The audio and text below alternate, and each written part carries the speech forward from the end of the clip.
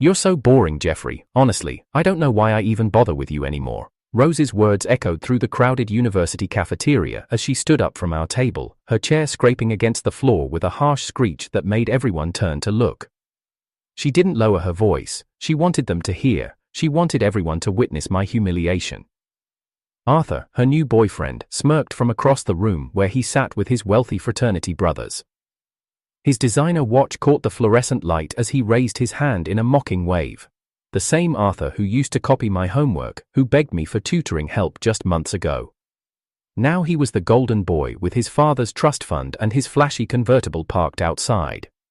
I mean, what do you even do for fun? Rose continued, her voice getting louder, more theatrical. Study? Read books? God, you're like an old man trapped in a 22-year-old's body. Laughter rippled through the nearby tables.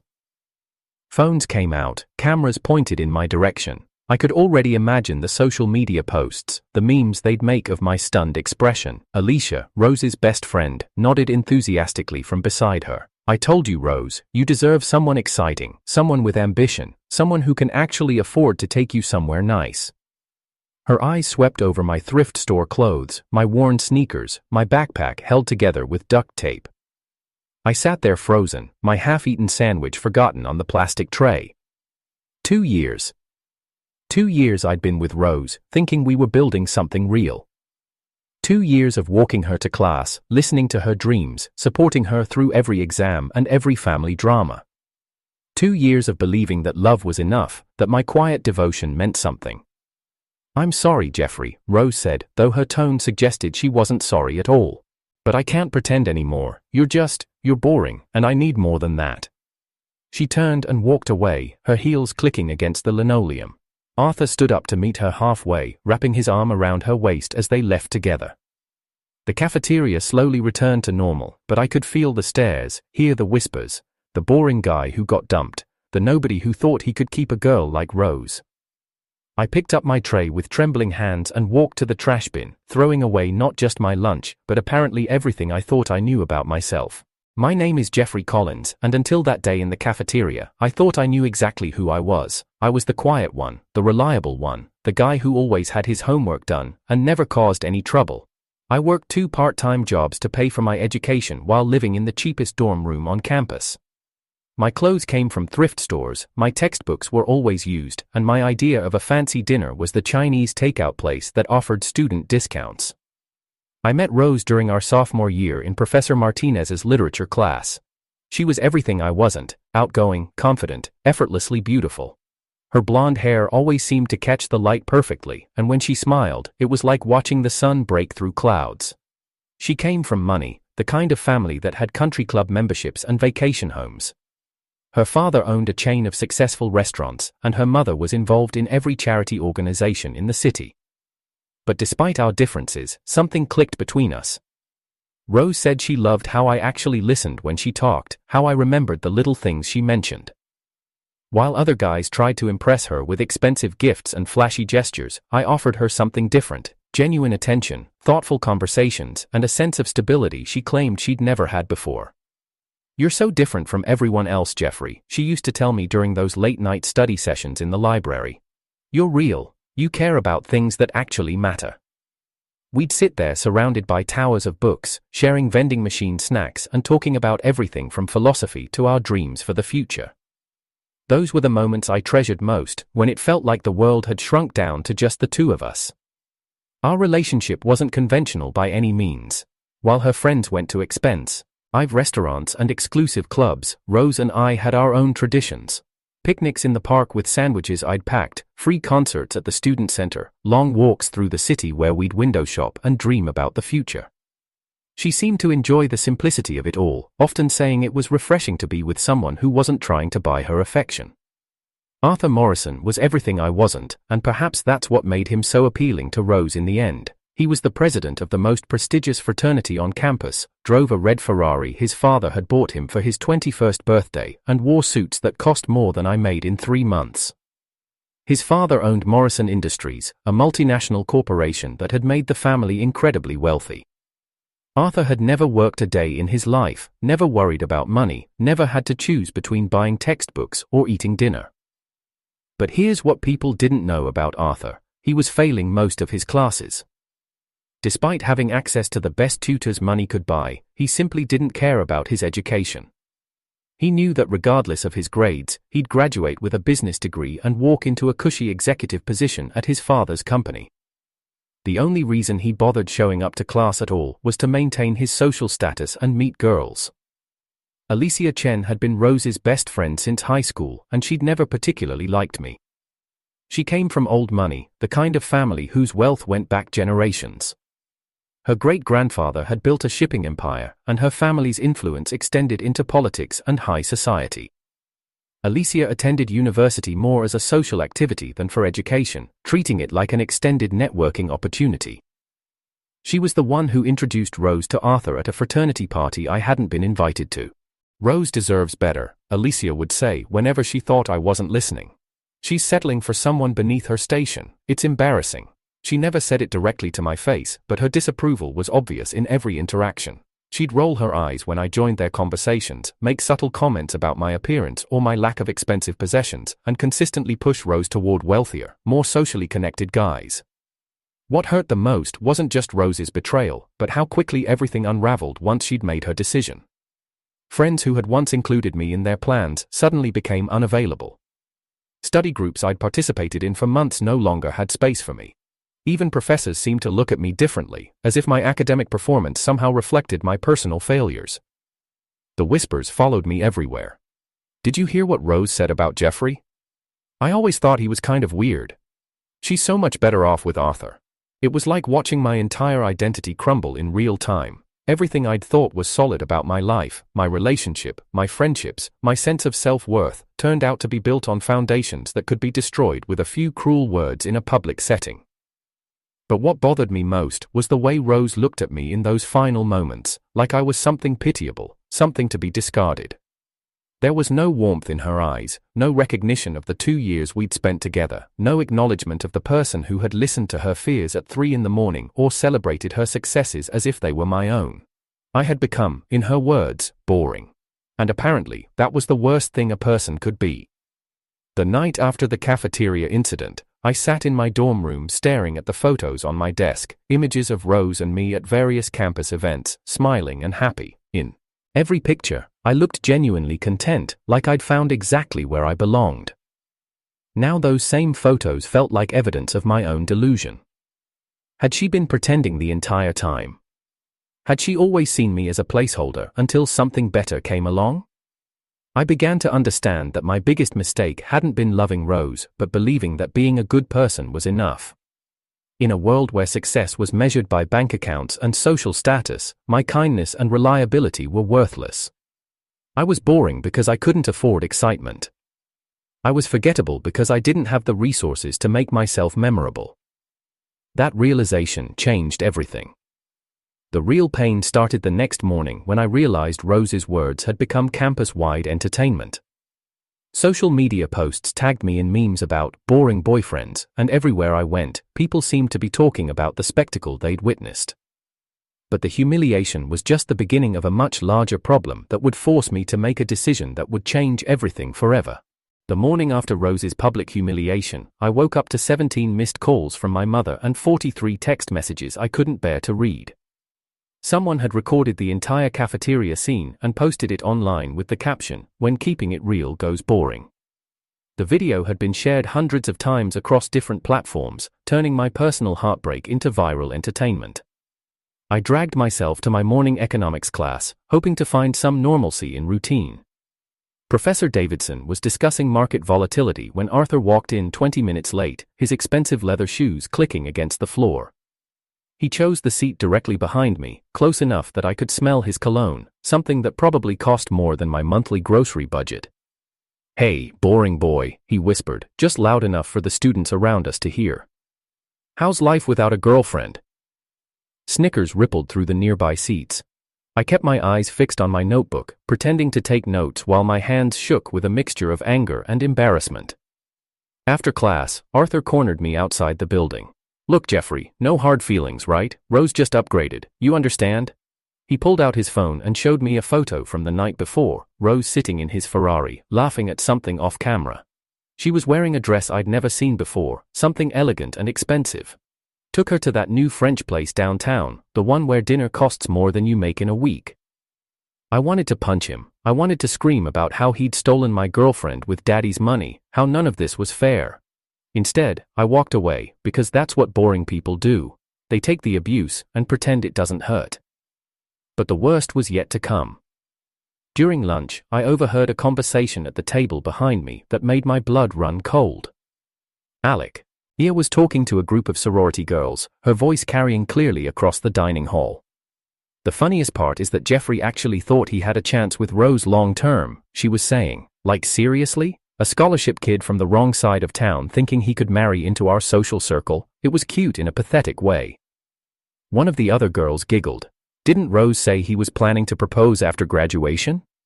Oh my God, yes! Alicia's laughter was sharp and cruel.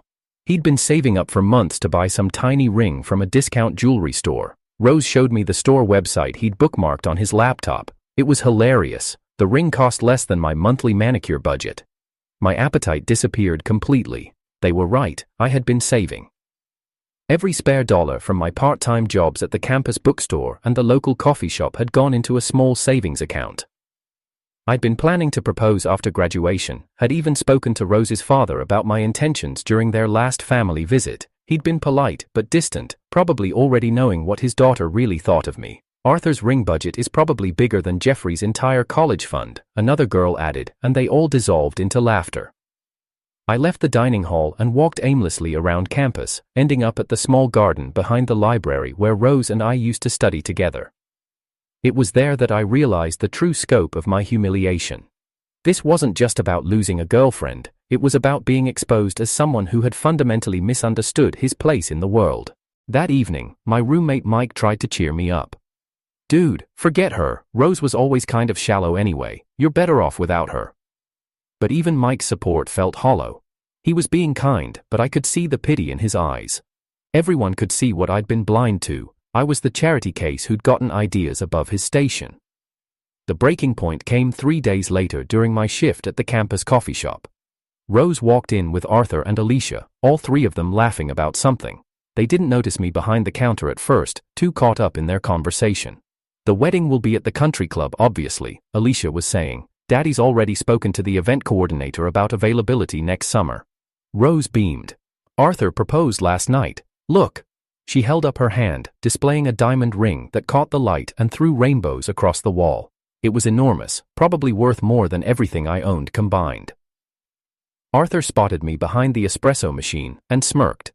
3 lattes, Jeffrey. Make them good. We're celebrating. He emphasized my name mockingly, drawing out each syllable. My hands trembled as I prepared their drinks. Rose was engaged. Less than a week after dumping me for being boring, she was engaged to Arthur. As I handed over their order, she finally looked at me directly for the first time since the cafeteria incident. Oh, Jeffrey, she said, her voice dripping with false sympathy. I heard you've been having a hard time. Maybe this is a good learning experience for you. You know, about managing expectations and being realistic about what you can achieve. Thanks for the advice, I managed to say, my voice barely above a whisper. As they left, I heard Arthur telling Rose, you should probably block him on social media. Guys like that sometimes get weird and obsessive after rejected. On. That night, I sat in my dorm room staring at my laptop screen. My savings account showed a balance of $3,247, the money I'd been setting aside for Rose's engagement ring. It wasn't much, but it represented months of sacrifice, of choosing ramen noodles over real meals, of walking to work instead of taking the bus. I thought about my life trajectory: graduate with decent grades, find an entry-level job, work my way up slowly while living paycheck to paycheck. Meanwhile, Arthur would inherit a business empire, and Rose would live in luxury she'd never had to earn. They'd tell stories at dinner parties about the boring guy who thought he was good enough for her, and everyone would laugh. For the first time in my life, I understood that being a good person wasn't enough. Kindness didn't pay rent, reliability didn't impress anyone. Loyalty was worthless if you couldn't back it up with a bank account. I had been playing by rules that no longer applied, fighting a battle with weapons that were obsolete. That's when I made the decision that would change everything. I opened my laptop and began researching something I'd never seriously considered before: dropping out of university. Not to give up, but to start over completely. If Rose thought I was boring because I was poor, then I'd show her exactly how interesting money could make a person. The hardest part wasn't making the decision to disappear, it was living with the consequences of that choice during those first few months. I withdrew from university at the end of the semester, telling my parents I needed a break to figure things out. The disappointment in my mother's voice when I called her still haunts me. She'd worked double shifts at the hospital for years to help pay for my education, and I was throwing it away for what seemed like wounded pride. "Jeffrey, honey, I know you're hurt about Rose," she said, her voice cracking through the phone. "But don't let one girl ruin your entire future. You're so close to graduating." I couldn't explain to her that this wasn't about Rose anymore. It was about everything Rose represented, everything I'd been denied because of circumstances beyond my control. I used my savings to rent a tiny studio apartment in the warehouse district, far from campus and anyone who might recognize me. The place was barely habitable: water stains on the ceiling, a radiator that clanged all night, neighbors who played music until dawn. But it was mine, and more importantly, it was where I could disappear completely from my old life. The loneliness was crushing. I'd gone from having a girlfriend, friends, and a clear path forward to having absolutely nothing. My phone stopped ringing after the first few weeks. Mike, my former roommate, sent a few texts asking where I'd gone, but eventually even he stopped trying. It was like I'd been erased from existence, which was exactly what I'd wanted, but somehow more painful than I'd anticipated. I spent my days researching, learning, planning. I read everything I could about successful entrepreneurs who'd started from nothing. I studied market trends, investment strategies, emerging technologies. The public library became my office, and I claimed the same corner table every day from opening until closing. The librarian started to recognize me, this strange young man who checked out business books by the dozen and took notes in worn composition notebooks. The self-doubt was relentless. What made me think I could succeed where so many others had failed? I had no business experience, no connections, no capital beyond my small savings. Every night, I'd lie on my mattress on the floor and wonder if I was making the biggest mistake of my life. Maybe Rose was right. Maybe I was boring, unremarkable, destined for mediocrity. But then I'd remember Arthur's smirk, Alicia's cruel laughter, the way Rose had looked at me like I was something to be pitied. The memory of that humiliation would burn away the doubt and replace it with determination. I wasn't doing this to win Rose back. She was gone, and I was beginning to understand that losing her might have been the best thing that ever happened to me. I was doing this to prove that their definition of worth was wrong, that a person's value couldn't be measured solely by their bank account or family connections. The breakthrough came 6 months after I'd disappeared. I was researching cryptocurrency trends when I noticed something interesting, a pattern in how certain types of online content were performing. Social media influencers were making fortunes by creating digital products, but they were all targeting the same demographics. There was a massive underserved market that everyone was ignoring. I started small, creating simple digital tools and courses targeted at demographics that bigger companies overlooked. My first product was a budgeting app designed specifically for college students like my former self, people who needed to track every dollar but couldn't afford expensive financial software. I built it using free programming tutorials and tested it in online forums where struggling students gathered. The app gained traction slowly at first, then explosively. Within 3 months, I had over 10,000 users. I started charging a small monthly fee, just enough to cover my basic expenses and reinvest in improvements. The money wasn't significant yet, but it was mine, earned through my own efforts, not inherited or handed to me. During this time, I deliberately avoided all social media and contact with anyone from my past. I didn't want to know what Rose and Arthur were doing, didn't want to see wedding planning photos or engagement announcements. The temptation to check was constant, especially during the long, lonely nights in my studio apartment. But I knew that looking backward would only weaken my resolve. My parents worried constantly. They'd drive by my apartment building sometimes, and I'd see my father's car parked across the street. They thought I was having some kind of breakdown, that I'd become a hermit because of heartbreak. They weren't entirely wrong, but they couldn't understand that I was rebuilding myself from the ground up, not falling apart. The physical transformation was gradual but noticeable. The stress of my old life had kept me thin and anxious. Now, with a clear purpose and growing confidence, I started taking better care of myself. I joined a cheap gym, bought better clothes when I could afford them, even got a decent haircut. More importantly, I carried myself differently. The slouching, apologetic posture of someone who expected to be overlooked was replaced by the straight-backed confidence of someone with a plan. By the end of my first year away, my app had generated enough revenue to fund 2 additional projects. I was still living in the same crappy apartment, still eating cheap meals, but now it was by choice rather than necessity. Every dollar I didn't spend on luxury was reinvested in my growing business. I was learning to think like an entrepreneur, to see opportunities where others saw problems. The isolation that had initially felt like punishment began to feel like protection. Away from the judgments and expectations of my former social circle, I could experiment, fail, and try again without anyone watching. I was becoming someone new, someone I wouldn't have been able to become if I'd stayed in my comfortable, predictable life with Rose. But late at night, when the city was quiet and I was alone with my thoughts, I sometimes wondered if I was fooling myself. Was I really building something meaningful, or was I just an angry young man trying to prove a point that no one would ever care about? Just when I thought I understood the game I was playing, a chance encounter would reveal that everything I thought I knew about my past was wrong, and the people I'd been trying to prove wrong had secrets of their own that would change everything. 18 months after my disappearance, I was having lunch at a small diner downtown when I overheard a conversation that shattered everything I thought I knew about my past. I was sitting in a back booth, reviewing quarterly reports for my expanding business portfolio, when 2 middle-aged men sat down behind me, their voices carried clearly in the nearly empty restaurant. "Morrison Industries is hemorrhaging money," one of them was saying. "Arthur's father has been covering it up for years, but the quarterly reports don't lie. They're maybe 6 months away from bankruptcy." My fork stopped halfway to my mouth. Morrison Industries, Arthur's family business. "The kid doesn't know, does he?" the second man asked. "Arthur still thinks he's inheriting an empire."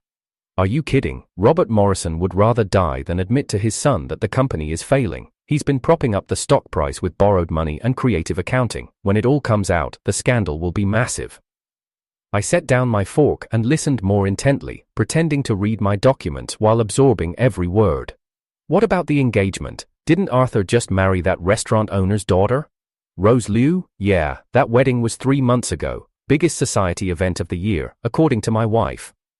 But here's the interesting part. Robert Morrison specifically chose that girl because her father's restaurant chain is one of the few profitable ventures left in their investment portfolio. The marriage was essentially a business merger disguised as romance. My blood ran cold. Rose had married Arthur 3 months ago, but more importantly, it sounded like their entire relationship had been orchestrated by Arthur's father for financial reasons. So the girl doesn't know she married into a failing business. Neither of them knows. Robert's been juggling creditors and falsifying reports to keep up appearances. But I've seen the real numbers. They'll be lucky if they can keep the lights on through the end of the year. After the men left, I sat there stunned, processing this information. Everything I'd believed about Arthur's superiority, about Rose choosing wealth over love, had been built on an illusion. Arthur wasn't the successful heir apparent I'd thought he was. He was just another pawn in his father's desperate financial schemes. That evening, I did something I'd avoided for 18 months. I looked up Rose and Arthur on social media. Their wedding photos showed exactly what the man in the diner had described, the biggest society event of the year. Rose looked radiant in a designer gown that probably cost more than most people's cars. Arthur stood beside her in a custom tuxedo, every inch the successful young businessman. But now I saw the photos differently. Rose's smile seemed forced in some shots, and Arthur's eyes held a tension I recognized from my own mirror during those final months at university. They looked like people playing roles rather than celebrating genuine happiness. I dug deeper into public records and financial filings. My business success had taught me how to read between the lines of corporate documents, and what I found was damning. Morrison Industries had been in decline for years, propped up by increasingly desperate measures. Robert Morrison had mortgaged everything, the family estate, Arthur's trust fund, even Rose's father's restaurant chain, to keep up appearances. The revelation hit me like a physical blow. Rose hadn't left me for a better life, she'd left me for what she thought was a better life, only to end up trapped in an elaborate financial house of cards. While I'd been building a real business from nothing, she'd married into debt disguised as wealth. But the twist that really changed everything came when I discovered Arthur's college transcripts through a contact I'd made in the business world. Not only had Arthur been failing most of his classes, as I'd suspected, but he'd been paying other students to write his papers and take his exams. One of those students had been keeping records, including correspondence that painted a very different picture of Arthur than the confident playboy I remembered. The emails revealed Arthur's crippling anxiety about living up to his father's expectations, his awareness that he was intellectually outmatched by his peers, and most shocking of all, his genuine fear that Rose was too good for him. In one message to his paid academic proxy, Arthur had written, "I don't understand what Rose sees in me. I'm not smart like that Jeffrey guy she used to date. At least he could actually help her with her studies instead of just throwing money at problems." Arthur Morrison, the man who had humiliated me and stolen my girlfriend, had spent their entire relationship feeling inferior to me. The irony was staggering. I spent the next few days researching more, and the picture that emerged was of two families, the Morrisons and the Lius, locked in a financial death spiral disguised as social success. Rose's father's restaurant chain was failing too, which explained why he'd been so eager to marry his daughter into what he thought was the Morrison fortune. Both families were essentially broke, sustaining themselves on credit and the illusion of wealth. Meanwhile, my own business had grown beyond my wildest expectations. The budgeting app had led to a suite of financial tools, which had led to consulting contracts, which had led to investment opportunities. I was now worth more than Arthur's family had ever been, even in their heyday. The boring scholarship kid that Rose had publicly humiliated, Ed, was now wealthier than the people she'd left him for. But wealth hadn't made me feel the way I'd expected. The satisfaction of success was real, but it was hollow compared to what I'd thought it would be. I realized that I'd spent 18 months building a fortune to impress people who weren't worth impressing, trying to prove myself to individuals whose opinions shouldn't have mattered. The real twist wasn't that Arthur was broke or that Rose had married into debt, it was that I no longer cared about either of them. The person I'd become during my disappearance was stronger, more confident, and more genuinely successful than I'd ever imagined possible. I didn't need their validation or their regret. I'd already won by becoming someone I was proud to be. But life had one more surprise in store. A week after these revelations, I received an unexpected visitor at my office, a real office now, in a gleaming downtown building with my name on the door. My assistant buzzed me on the intercom. "Mr. Collins, there's a woman here to see you. She says her name is Rose Morrison and it's urgent." Rose. She'd found me somehow, tracked down the man she'd once called boring and unremarkable. After 2 years of silence, she was standing in my lobby, asking to see me. The question was, what did she want, and more importantly, what did I want to say to her? The moment I'd been unconsciously preparing for since that day in the cafeteria had finally arrived, but now that Rose was here, I realized that the confrontation I'd imagined so many times might not unfold the way I'd expected. 2 years of growth had changed me in ways I was only beginning to understand. I told my assistant to wait 5 minutes, then send Rose in. Those 5 minutes felt like an eternity. I stood at my office window, looking down at the city below, trying to reconcile the image of the woman who had destroyed my self-esteem with the desperate person who was now seeking me out. The view from the 40th floor was spectacular, a constant reminder of how far I'd climbed from that cramped studio apartment in the warehouse district. When Rose walked through my office door, I barely recognized her. The confident, glowing woman from the wedding photos had been replaced by someone who looked genuinely desperate. Her designer clothes were wrinkled, her usually perfect hair was pulled back in a messy ponytail, and there were dark circles under her eyes that no amount of expensive concealer could hide. "Jeffrey," she said, her voice barely above a whisper. "Thank you for seeing me." I gestured to the chair across from my desk, studying her as she sat down. She looked around my office, taking in the awards on the walls, the expensive furniture, the subtle displays of wealth that marked this space as belonging to someone who had made it in the world. "Nice office," she said, attempting a smile that didn't reach her eyes. "I read about your success in Forbes. 30 under 30 entrepreneurs to watch. That's amazing, Jeffrey." It's interesting how success changes people's perspectives, I replied, keeping my voice neutral. 2 years ago, you told a room full of people that I was boring and would never amount to anything. Now you're sitting in my office, impressed by my achievements. What changed, Rose? She flinched at the directness of my question. I was young and stupid. I said things I didn't mean because I was confused about what I wanted. Were you confused, or were you just honest? I leaned back in my chair. Because from what? Here I'm sitting, it looks like you got exactly what you said you wanted. Arthur, the excitement, the glamorous life. You're married to him now, aren't you? Rose's facade cracked, and tears began to stream down her cheeks. It's all falling apart, Jeffrey. Everything is falling apart, and I don't know what to do. I waited, letting her compose herself. Part of me, a very small part, felt sorry for her. But a larger part remembered the laughter in that cafeteria, the humiliation that had nearly broken me. Arthur's family is bankrupt, she continued, her words tumbling out in a rush. His father has been lying to everyone for years. The business is gone, the house is being foreclosed on, and apparently, my father's restaurants are going to be seized by creditors. Everything we thought we had was built on lies and debt. I know, I said simply. Rose looked up sharply. You know? I've known for weeks. When you have the kind of resources I have now, it's not difficult to research someone's financial situation. Morrison Industries has been insolvent for 3 years. Your father's business isn't much better. The wedding you had was essentially funded by credit cards and loans against assets that were already mortgaged. The color drained from Rose's face. Then you know that Arthur and we're basically homeless. His father disappeared last week when the FBI started investigating the company's books. Arthur's been having panic attacks, and I don't know how to help him. And you came to me because? Rose took a shaky breath.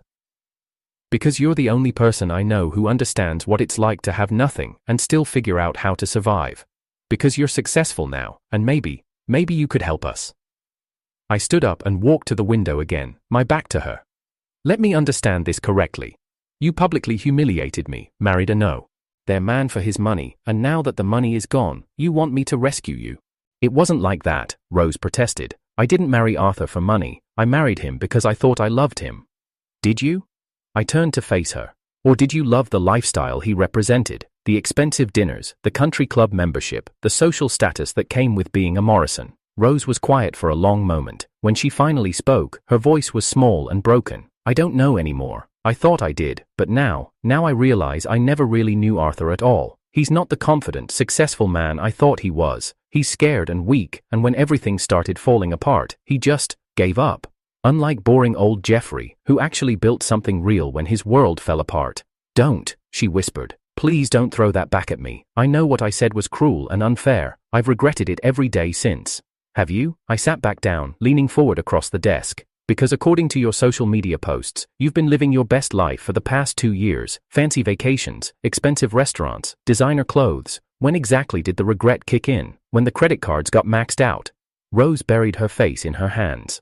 You have every right to hate me. I destroyed what we had because I was shallow and materialistic and stupid. But Jeffrey, the person I was then, that's not who I am now. Isn't it? Because it seems to me like you're still the same person, just in different circumstances. When you had money, you looked down on me. Now that you need help, you're here acting like we were star-crossed lovers torn apart by fate instead of a woman who chose status over love. That's not fair, Rose said, looking up at me with red-rimmed eyes. I made a mistake, a huge, terrible mistake, but I'm trying to make it right. By asking me for money. By asking for forgiveness. By trying to explain. In that I never stopped caring about you, even when I was too proud and too scared to admit it. I laughed, but there was no humor in it. Rose, you didn't care about me when we were together. You cared about having a reliable, devoted boyfriend who made you feel special. But the moment someone with more money and status showed interest, you dropped me without a second thought. I was 22 years old and terrified of being ordinary, she said desperately. My parents had always told me I deserved the best, that I should never settle. When Arthur came along with his fancy car and his expensive gifts, it felt like proof that I was special, that I was worth more than a boring scholarship student who worked 2 jobs and shopped at thrift stores. Yes, she whispered, and I hate myself for thinking that way. I hate that I was so shallow and materialistic. But losing you made me realize that none of that stuff matters if you don't have someone who actually loves you. Arthur doesn't love you? Rose was quiet for a moment. Arthur loves the idea of me. He loves having a beautiful wife to show off at parties, but he doesn't know me, not really. He doesn't remember my favorite books or notice when I'm upset about something. He doesn't listen when I talk about my dreams or my fears. He just wants me to be pretty and agreeable and make him look good. So you want to come back to someone who actually paid attention to you, who actually cared about your thoughts and feelings? I want a chance to prove that I learned from my mistakes, Rose said. I want to show you that I can be the kind of person who deserves your love. I stood up again and walked over to a framed photo on my bookshelf, a picture of me at a charity gala I'd hosted the previous month. In the photo, I was standing with a group of scholarship recipients I'd funded, all of them young people from backgrounds similar to my own. Do you see this photo, Rose? She nodded. These are kids who remind me of who I used to be, smart, hard-working, but disadvantaged by circumstances beyond their control. Last year, I established a foundation that provides full scholarships to students like them. Do you know why? Because you remember what it was like to struggle? Because I learned that success means nothing if you don't use it to lift up people who deserve better than what they were born into. These kids aren't boring or unremarkable, they're just poor, and they shouldn't be punished for that. Rose was crying again. Jeffrey, I understand what you're saying. I was wrong about everything. I judged you based on superficial things that didn't matter. But can't people change? Can't someone learn from their mistakes and become better? I turned back to her. The question isn't whether people can change, Rose. The question is whether you've actually changed, or whether you're just saying what you think I want to hear because you need something from me. How can I prove it to you? You can't, I said simply. And that's the point. 2 years ago, you told everyone I was boring because I couldn't afford to take you to expensive restaurants or buy you designer clothes. You married another man because he had what you thought was money. Now that man is broke, and you're here asking me to save you. Even if I believed you'd changed, which I don't, this relationship would always be built on the foundation of you settling for me when your first choice didn't work out. Rose stood up suddenly, her chair scraping against the floor. Fine. You want to punish me forever for one stupid decision I made when I was barely an adult. You want to hold on to your anger and your resentment because it makes you feel powerful. I get it, but just remember that the person you're punishing isn't the same person who hurt you.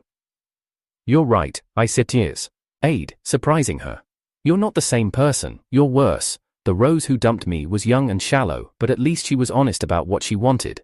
The Rose standing in my office now is manipulative and calculating, trying to use our history and fake emotions to get what she needs. That's not true. Isn't it? If Arthur's family suddenly won the lottery tomorrow, would you still be here telling me about your mistakes and begging for forgiveness, or would you go back to your glamorous life and pretend this conversation never happened? Rose opened her mouth to respond, then closed it. We both knew the answer. Here's what's going to happen, I continued. You're going to walk out of my office and figure out your own problems. You're going to learn what it actually means to struggle and work for what you have instead of expecting other people to hand it to you. Maybe that will teach you the kind of lessons that will actually make you a better person. And if I can't, what if Arthur and I lose everything? Then you'll learn what I learned 2 years ago, that sometimes losing everything is the best thing that can happen to you. It forces you to discover who you really are underneath all the pretense and privilege.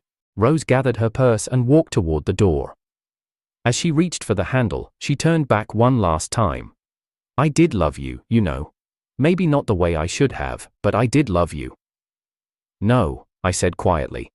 You loved the way I made you feel about yourself. There's a difference. After she left, I sat alone in my office as the sun set over the city. I had won. Rose had come to me desperate and broken, looking for salvation I had the power to provide, but chose not to. It should have felt triumphant, but instead, it felt empty. The truth was, I had changed too. The angry, hurt young man who had disappeared 2 years ago would have gloated over Rose's downfall. But the person I'd become understood that revenge was a hollow victory. I didn't need Rose to suffer to validate my success. I'd already proven everything I needed to prove, to myself. What I discovered in the aftermath of Rose's visit was that true closure doesn't come from revenge or vindication, but from finally understanding that some chapters of your life are meant to stay closed. The final twist in my story wasn't about Rose at all, it was about learning who I had become and what I truly wanted for my future. 6 months after Rose's desperate visit to my office, I was standing in the reception hall of the Grand Metropolitan Hotel, hosting the annual gala for my scholarship foundation. The event had grown beyond my wildest expectations. Over 500 attendees, including business leaders, politicians, and philanthropists, all gathered to support students who reminded me of my younger self. The irony wasn't lost on me that this was the same hotel where Rose and Arthur had held their wedding reception. But tonight, instead of celebrating empty social status, we were celebrating something that actually mattered: opportunity for those who deserved it, but couldn't afford it. "Jeffrey, there's someone here who'd like to meet you," my assistant said, approaching with a young woman in tow. "This is Sarah Chen, one of this year's scholarship recipients." Sarah was nervous, but determined, reminding me instantly of myself at her age. "Mr. Collins, I wanted to thank you personally. Without this scholarship, I never would have been able to attend university. My family owns a small restaurant, and they work 16-hour days just to keep it running. This opportunity, it's everything." As I talked with Sarah and the other scholarship recipients throughout the evening, I realized something profound had shifted in my perspective. The success I'd built wasn't just about proving my worth to people who had underestimated me, it had become about creating opportunities for others who were facing the same barriers I'd once faced. Later that evening, as the gala was winding down, I noticed a familiar figure standing near the back of the room. Mike, my former college roommate, was talking to one of the foundation board members. When he saw me approaching, his face lit up with a genuine smile. "Jeffrey, man, I can't believe this is what you've been up to for the past 2 years. When you disappeared from campus, we all thought, well, we thought you'd had some kind of breakdown." "Maybe I did," I said, embracing my old friend. "But it turned out to be the kind of breakdown I needed." Mike looked around the elegant reception hall, taking in the well-dressed crowd and the obvious success of the event. "This is incredible. You've built an empire." "I've built something better than an empire," I corrected. "I've built something that matters." As Mike and I caught up, he filled me in on what had happened to our former classmates. Most were following predictable paths: corporate jobs, graduate school, early marriages. But then he brought up the subject I'd been avoiding. "Have you heard about Rose and Arthur?" he asked carefully. I nodded. "She came to see me a few months ago." "Then you know about the bankruptcy, the investigation, all of it?" "I know about all of it." Mike hesitated, then continued. "Well, there's been a development you might not know about. Arthur. He tried to commit suicide last month. He's in a psychiatric facility now, getting treatment. And Rose, she's moved back in with her parents and taken a job as a waitress at one of the chain restaurants that didn't get seized." The news hit me harder than I expected. Despite everything that had happened between us, I didn't wish genuine suffering on either of them. Arthur's mental health crisis spoke to pressures and expectations that I could understand, even if I'd chosen to respond to them differently. "How is Rose handling it?" "According to people who've seen her, she's different. Humbled, I guess. She's been working 60-hour weeks to help pay for Arthur's treatment and her family's legal fees. Some people say she's finally learning what real responsibility looks like." That night, after the gala ended and the last guests had departed, I sat in my penthouse apartment overlooking the city. The space was everything I'd dreamed of when I was living in that cramped studio: floor-to-ceiling windows, designer furniture, a kitchen that cost more than most people's cars. But what struck me most was how empty it felt despite all the luxury. I thought about Rose working as a waitress, probably wearing the same kind of uniform my mother had worn during her double shifts at the hospital. I thought about Arthur in a psychiatric facility, finally confronting the reality that money and status couldn't protect him from his own mental health struggles. Most of all, I thought about the person I'd become during my journey from that humiliated college student to successful entrepreneur. The revenge I'd fantasized about during those dark early months had materialized exactly as I'd imagined. Rose and Arthur had lost everything, while I'd gained everything.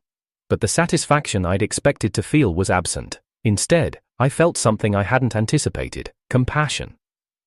The next morning, I made a decision that would have shocked my younger self. I called my lawyer and instructed him to set up an anonymous fund to help pay for Arthur's psychiatric treatment. Not because I forgave him for his cruelty, but because mental health shouldn't be a luxury available only to those who can afford it. I also arranged for Rose's family's restaurant to receive a small business loan through one of my investment companies, again anonymously. Not because I wanted her back, or because I thought she deserved special treatment, but because I'd learned that true success meant lifting others up rather than watching them fall. 3 months later, I received an unexpected phone call. It was from Rose, though she didn't know she was calling me. "Mr. Collins?" Her voice was different, more mature, less entitled. "This is Rose Morrison from Lou Family Restaurant. I'm calling to thank you for the business loan your company provided. I know it's unusual for a borrower to call the lender directly, but I wanted you to know how much this means to our family." I listened as she continued, her voice gaining strength as she spoke about her plans for the restaurant, her commitment to paying back every penny of the loan, and her gratitude for the second chance. This wasn't the same woman who had begged me for help in my office. This was someone who had learned to work for what she needed. "There's one more thing," she said, and I could hear her taking a deep breath. "I don't know if you'll understand this, but this loan has taught me something important about accepting help versus expecting it. Someone once told me that I needed to learn what it meant to struggle and work for what I have. I'm finally beginning to understand what they meant." After she hung up, I realized that my story wasn't really about revenge or vindication, it was about transformation. Both Rose and I had been forced to confront uncomfortable truths about ourselves, and both of us had emerged as different people. 2 years later, I was back at the Grand Metropolitan Hotel for another foundation gala. This time, the event was even larger, and we were announcing the opening of the Collins Center for Economic Opportunity, a training facility that would provide job skills and business development support to people transitioning out of poverty. As I was giving my keynote speech about second chances and the importance of judging people by their potential rather than their circumstances, I noticed a familiar face in the audience. Rose was sitting near the back, wearing a simple black dress and taking notes on everything I said. She looked healthy and confident, not the desperate woman who had pleaded with me in my office, but not the shallow socialite I'd once known either. After the speech, she approached me during the reception. "Hello, Jeffrey," she said, her voice steady and warm. "I hope you don't mind that I came tonight. I've been following your foundation's work, and I wanted to see you speak in person." "How are you, Rose?" "I'm good, really good, actually. The restaurant is thriving. We paid off the loan 6 months early. Arthur is doing much better too. He's in therapy and taking medication, and he started working as a counselor for other people struggling with anxiety and depression." "I'm glad to hear that." Rose smiled, and for the first time since I'd known her, it seemed completely genuine. "I know this might sound strange, but I wanted to thank you for not helping me when I asked. You were right, I needed to learn how to solve my own problems. It was the best thing that ever happened to me." We talked for a few more minutes about her work, her family, and her plans for the future. There was no romantic tension, no hint of her wanting to rekindle our relationship. She had genuinely moved on, and so had I. As the evening ended and Rose prepared to leave, she paused at the door. "Jeffrey, you were never boring. You were just real in a world full of people pretending to be something they weren't. I'm sorry it took me so long to understand the difference." After she left, I stood alone in the empty reception hall, thinking about the journey that had brought me to this moment. The scared, hurt young man who had fled campus 2 years ago was gone, replaced by someone who understood that true success wasn't about proving others wrong, it was about becoming the kind of person who could help others prove themselves right.